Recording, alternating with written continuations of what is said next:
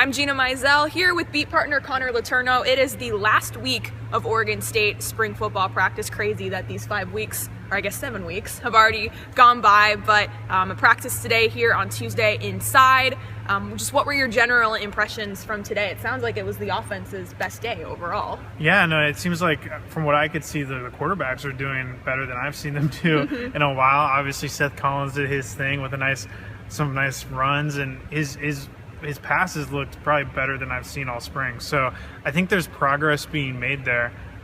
What were your kind of takeaways? Yeah, I agree. I think that the passing game looks probably the best that I've seen in a normal practice setting so far this spring, which I'm sure helps that they now have their 3 contenders that they're kind of just working with in Collins and Nick Mitchell and Marcus McMaryion now back in the fold. And also it helps that Richard Mullaney is kind of back to full strength. He's obviously coming off that elbow injury and has been getting a lot of first team reps the last couple of practices, and even talked to Brent Vanderveen, the tight end convert who's gained 13 pounds, it sounds like, already in his quest to get on the field at that position. So it sounds like we've talked about the offense a lot in this spring, but finally seeing some progress on that side of the football. Which it's nice for this team to have that right before the spring game, entering that, and if they can have a strong showing and where there's kind of some even plays from the defense and offense in the spring game, that'd be a nice building block to move forward into the rest of the offseason. You said the spring game,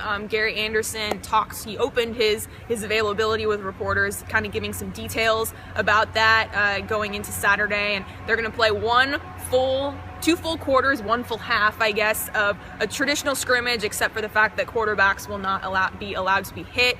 But it sounds like it's going to be as close to a normal scrimmage as can possibly be. And then the second half, there will be some running clock. It'll be kind of a little bit different. But like I said, it sounds like a little bit different compared to what fans have seen the past couple years with Mike Riley as far as how they're approaching this spring game overall. And I think from what I've seen on Twitter and message boards, I think fans are pretty excited to have a real spring game for once. So it'll be fun for us to cover. Yeah, absolutely. And I mean, this whole spring in general has been a lot more physical than we've been used to around these parts the last few years. A lot of tackling, a lot of scrimmage work, a lot of live stuff. So Gary Anderson said it's important at this point in this program's development to kind of finish off the spring with just another physical practice. He said at a lot of places this week it would be when they kind of eased off. Not so with this group. They were in shells today, but they were still hitting, not tackling all the way to the ground, but still trying to be as physical as they can, heading into the last week.